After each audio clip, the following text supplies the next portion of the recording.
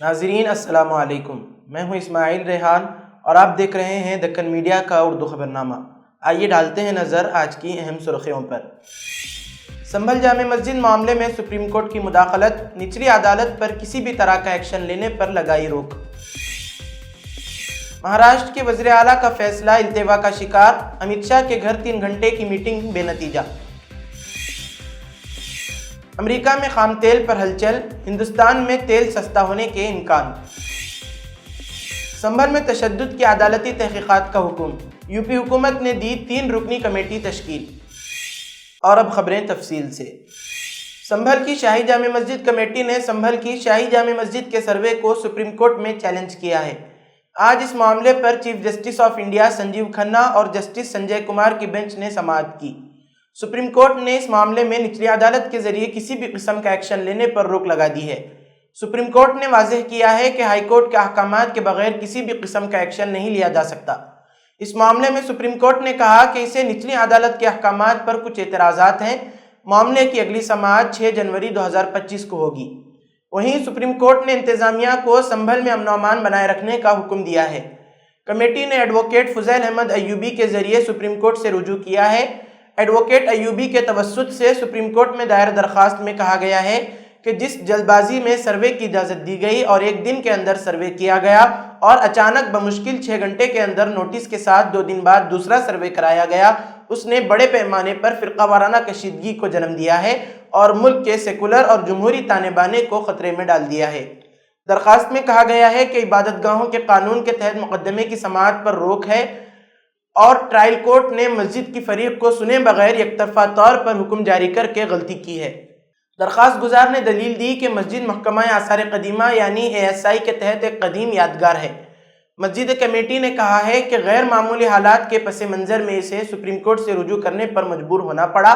پچھلے ہفتے سنبھل کے ایک سول جج یعنی سینئر ڈویژن نے ایک ایڈوکیٹ کمشنر کے ذریعے مسجد کا سروے کرانے کا ایک فریقی حکم جاری کیا۔ مدعی نے نچلی عدالت کے سامنے دعویٰ کیا کہ چندوسی میں واقع شاہی جامع مسجد کو مغل بادشاہ بابر نے 1526 میں وہاں موجود ایک مندر کو گرا کر تعمیر کیا تھا۔ جب اہلکار چندوسی میں شاہی جامع مسجد کا سروے کرنے پہنچے، احتجاجی مظاہروں کے درمیان تشدد پھوٹ پڑا، جس میں 4 افراد ہلاک اور متعدد زخمی ہوئے۔ لکھنؤ اتر پردیش کی یوگی حکومت نے سنبھل میں حالیہ دنوں پیش آنے والے تشدد کے واقعات کی عدالتی تحقیقات کا حکم دیا ہے۔ ریاست کے محکمہ داخلہ کے مطابق ہائی کورٹ کے ریٹائرڈ جج دیویندر کمار اروڑا کی سربراہی میں 3 رکنی کمیٹی تشکیل دی گئی ہے جو واقعے کی تحقیقات کرے گی۔ کمیٹی کے دیگر 2 ارکان میں سابق IAS افسر امت موہن پرساد اور سابق IPS افسر اروند کمار جین شامل ہیں۔ اس کمیٹی کو 2 ماہ کے اندر اپنی رپورٹ پیش کرنے کی ہدایت دی گئی ہے۔ محکمہ داخلہ کی جانب سے جمعرات کو جاری کردہ حکم میں کہا گیا ہے کہ 24 نومبر 2024 کو جامع مسجد ہری ہر مندر تنازعے کے سلسلے میں عدالت کے حکم پر کیے جانے والے سروے کے دوران جو پرتشدد واقعہ پیش آیا، اس کی جامع تحقیقات ضروری ہیں۔ تحقیقات کے ذریعے یہ معلوم کیا جائے کہ آیا یہ واقعہ ایک منصوبہ بند سازش تھی یا محض ایک عام مجرمانہ واردات۔ اس دوران متعدد پولیس اہلکار زخمی ہوئے، 4 افراد ہلاک ہوئے اور املاک کو بھی نقصان پہنچا۔ کمیٹی کو اس بات کا بھی جائزہ لینے کا اختیار دیا گیا ہے کہ واقعے میں شامل عناصر کو کس طرح انصاف کے کٹہرے میں لایا جائے اور مستقبل میں ایسے واقعات کی روک تھام کے لیے کیا اقدامات کیے جائیں۔ آج سنبھل میں تشدد کے معاملے پر نچلی عدالت کے فیصلے کے خلاف دائر درخواست پر سپریم کورٹ میں سماعت ہوگی۔ درخواست میں کہا گیا ہے کہ پولیس اور انتظامیہ کی جانب سے کیے گئے اقدامات مناسب نہیں تھے اور ان کا نتیجہ تشدد کی صورت میں نکلا۔ عدالت میں اس بات پر غور کیا جائے گا کہ نچلی عدالت کا فیصلہ قانونی طور پر درست تھا یا نہیں اور اس فیصلے پر مزید پیش رفت ہو سکتی ہے۔ امریکہ میں تھینکس گیونگ ڈے منایا جا رہا ہے اور اس سے قبل کل صبح سے ہی خام تیل کی قیمتوں میں اتار چڑھاؤ دیکھنے میں آیا ہے۔ امریکہ میں کل صبح خام تیل کی قیمتوں میں کمی دیکھی گئی ہے اور اس کے بعد خام تیل کی قیمتوں کے حوالے سے اندازے اچانک تبدیل ہوتے ہوئے نظر آئے۔ عالمی منڈی کے ماہرین نے پیشگوئی کی تھی کہ تھینکس گیونگ کے موقع پر امریکہ میں خام تیل کا ذخیرہ کم رہے گا اور اس کی وجہ موسم اور تہوار کی زیادہ مانگ رہے گی۔ تاہم ایسا نہیں ہوا اور فی الحال امریکہ میں مانگ کم ہو گئی ہے، جس کی وجہ سے امریکہ میں خام تیل سستا ہو گیا ہے، جو پریشانی کا باعث بن سکتا ہے۔ درحقیقت امریکہ اور چین جیسے تیل استعمال کرنے والے ممالک میں طلب میں کمی آئی ہے اور جنوری میں ایندھن میں ممکنہ کٹوتی پر غور کرنے والے OPEC+ ممالک کی خبریں اہم ہیں۔ اس وقت عالمی مارکیٹ میں خام تیل کی قیمت میں ملا جلا رجحان دیکھا جا رہا ہے۔ اگرچہ امریکی بازاروں میں خام تیل کی قیمتیں نیچے آ رہی ہیں، لیکن جب بھی بین الاقوامی مارکیٹ میں خام تیل کی قیمتوں میں کمی آتی ہے تو اس کا اچھا اثر ہندوستان میں دیکھا جا سکتا ہے۔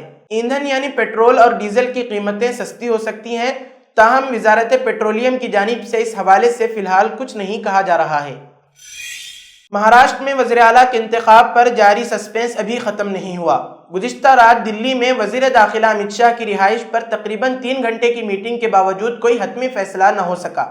اس میٹنگ میں بی جے پی کے صدر جے پی نڈا، نگراں وزیر اعلیٰ ایکناتھ شنڈے، سابق deputy C M Devendra Fadnavis اور اجیت پوار سمیت این سی پی کے رہنما سنیل نٹکرے اور پرفل پٹیل موجود تھے۔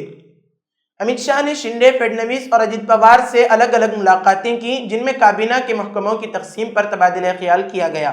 بی جے پی نے اتحادیوں کے درمیان وزارتوں کی تقسیم میں زیادہ حصہ مانگا ہے، جبکہ این سی پی سے زیادہ وزارتیں شیو سینا کو دیے جانے کی توقع ہے۔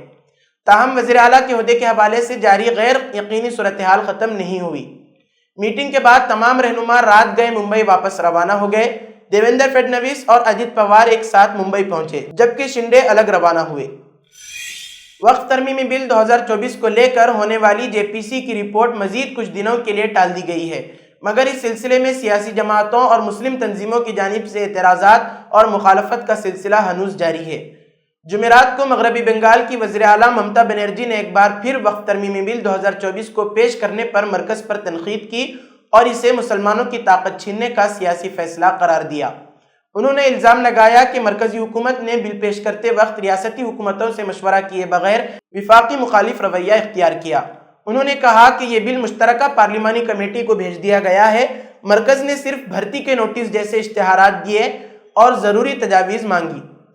ممتا بنرجی نے مزید کہا کہ ریاستی سطح پر بھی وقف بورڈ موجود ہے، مرکزی حکومت کو ریاستی حکومتوں سے مشورہ کرنا چاہیے۔ تاہم اشتہار دیکھنے کے بعد ہم نے کچھ ٹھوس تجاویز بھیجیں، لیکن وہ شامل نہیں کی گئیں۔ بنرجی نے اپنی تقریر کے دوران کہا کہ پہلے دن سے ہی ٹی ایم سی اس بل کے خلاف محاذ سے تحریک کی قیادت کر رہی ہے۔ سنبھل کی شاہی جامع مسجد کی سروے اور تشدد کے درمیان اجمیر واقعہ خواجہ معین الدین چشتی کی درگاہ کو بھی مندر قرار دیتے ہوئے نچلی عدالت میں عرضی منظور کیے جانے پر ہر طرف تشویش کا ماحول ہے۔ سرکردہ ملی رہنما اور تنظیموں نے عدالتوں کے اس غیر سنجیدہ رویے پر تشویش کا اظہار کیا ہے۔ آل انڈیا مسلم پرسنل لا بورڈ نے اس طرح کے فرقہ وارانہ اور متنازعہ مسئلے کو ہوا دینے پر نچلی عدالتوں پر بھی ناراضگی کا اظہار کیا ہے۔ آل انڈیا مسلم پرسنل لا بورڈ اس بات پر تشویش کا اظہار کرتے ہوئے ناراضگی ظاہر کی ہے۔ میڈیا کے نام جاری کہ ملک کی مختلف عدالتوں میں یکے بعد دیگرے مساجد اور درگاہوں پر دعووں کا ایک نیا سلسلہ شروع ہو گیا ہے۔ ابھی سنبھل کی جامع مسجد کا معاملہ تھما نہیں تھا کہ عالمی شہرت یافتہ اجمیر کی درگاہ پر سنکٹ موچن مہادیو مندر ہونے کا دعویٰ کر دیا گیا۔ افسوس کی بات یہ ہے کہ اجمیر کی مقامی عدالت ویسٹ سول کورٹ نے اس عرضی کو سماعت کے لیے بھی منظور کر لیا اور فریقین کو نوٹس جاری کر دیا۔ شکایت کنندہ نے درگاہ کمیٹی، مرکزی وزارت برائے اقلیتی امور اور مرکزی محکمہ آثار قدیمہ کو مدعا علیہ بنایا ہے۔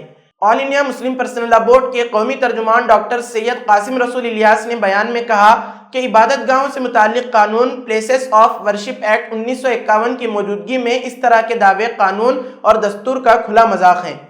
پارلیمنٹ میں یہ قانون لاتے وقت یہ واضح کیا گیا تھا کہ 15 اگست 1947 کو جس عبادت گاہ کی یعنی مسجد، مندر، گرودوارہ، بدھ وہار، چرچ وغیرہ کی جو پوزیشن ہے وہ اعلیٰ حالیہ باقی رہے گی اور اس کو چیلنج نہیں کیا جا سکے گا۔ دراصل اس کا مقصد بالکل واضح تھا کہ بابری مسجد کے بعد اب کسی اور مسجد یا دیگر مذاہب کی عبادت گاہوں کو نشانہ نہ بنایا جا سکے۔ تاہم یہ انتہائی افسوس اور شرم کی بات ہے کہ گیان واپی مسجد وارانسی، متھرا کی شاہی عیدگاہ، بوجھ شالہ مسجد یعنی مدھیہ پردیش میں جو ہے، ٹیلے والی مسجد لکھنؤ کی اور سنبھل کی جامع مسجد کے بعد اب اجمیر کی تاریخی درگاہ پر دعویٰ کر دیا گیا۔ مزید برآں یہ کہ اس قانون کے ہوتے ہوئے عدالت نے عرضی گزار وشنو گپتا کی درخواست کو سماعت کے لیے منظور کر لیا اور اس پر فریقین کو بھی نوٹس جاری کر دیا۔ ہندو فریق نے دعویٰ کیا کہ درگاہ کی زمین پر بھگوان شیو کا مندر تھا جس میں پوجا اور جل ابھیشیک ہوا کرتا تھا۔ آلٹ نیوز کے شریک بانی محمد زبیر ایک بار پھر سرخیوں میں ہیں۔ گزشتہ دنوں محمد زبیر کے خلاف غازی آباد پولیس کی جانب سے درج کی گئی ایف آئی آر میں اب نئی دفعات شامل کی گئی ہیں۔ یو پی پولیس نے بدھ کو الہ آباد ہائی کورٹ میں ان دفعات کے بارے میں آگاہ کیا۔ یہ FIR یتی نرسنگانند سرسوتی ٹرسٹ کی سیکریٹری ادیتا تیاگی کی شکایت پر درج کی گئی تھی۔ ادیتا تیاگی کا کہنا تھا کہ محمد زبیر نے 3 اکتوبر کو نرسنگانند کے ایک پرانے پروگرام کی ویڈیو کلپ شیئر کی تھی اور ان کا دعویٰ تھا کہ زبیر کا مقصد مسلمانوں کو نرسنگانند کے خلاف تشدد پر اکسانا تھا۔ زبیر نے اس FIR کو چیلنج کرتے ہوئے الہ آباد ہائی کورٹ کا دروازہ کھٹکھٹایا۔ 25 نومبر کو ہونے والی سماعت میں ہائی کورٹ نے تحقیقات کرنے والے افسر کو ہدایت دی تھی کہ وہ آئندہ سماعت تک ایک حلف نامہ پیش کریں جس میں ان دفعات کا واضح ذکر ہو جو زبیر کے خلاف مقدمے میں شامل کی گئی ہیں۔ عدالت میں جواب داخل کرتے ہوئے تفتیشی افسران نے بتایا کہ FIR میں 2 نئی دفعات شامل کی گئی ہیں۔ پہلی BNS کی دفعہ 152 اور دوسری انفارمیشن ٹیکنالوجی ایکٹ کی دفعہ 66 ہے۔ واضح رہے کہ ابتدائی طور پر زبیر کے خلاف BNS کی دفعات یعنی مذہب کی بنیاد پر مختلف گروپوں میں دشمنی بڑھانا، جھوٹے شواہد تیار کرنا، مذہبی جذبات کو مجروح کرنے کے ارادے سے دانستہ و بدخواہ عمل اور ہتک عزت اور دھمکی کے لیے سزا کے تحت FIR درج کی گئی تھی۔ محمد زبیر نے FIR کو منسوخ کرنے اور سخت کارروائی سے تحفظ کی درخواست کرتے ہوئے ہائی کورٹ میں دائر کی گئی اپنی درخواست میں کہا کہ ان کے پوسٹ میں یتی نرسنگانند کے خلاف تشدد کی اپیل نہیں کی گئی تھی۔ انہوں نے صرف پولیس افسران کو نرسنگانند کے عمل کے بارے میں آگاہ کیا تھا اور قانون کے مطابق کارروائی کی درخواست کی تھی اور یہ 2 گروپوں کے درمیان نفرت یا عداوت بڑھانے کے مترادف نہیں تھا۔ اسی کے ساتھ آج کی خبروں کا اختتام ہوتا ہے۔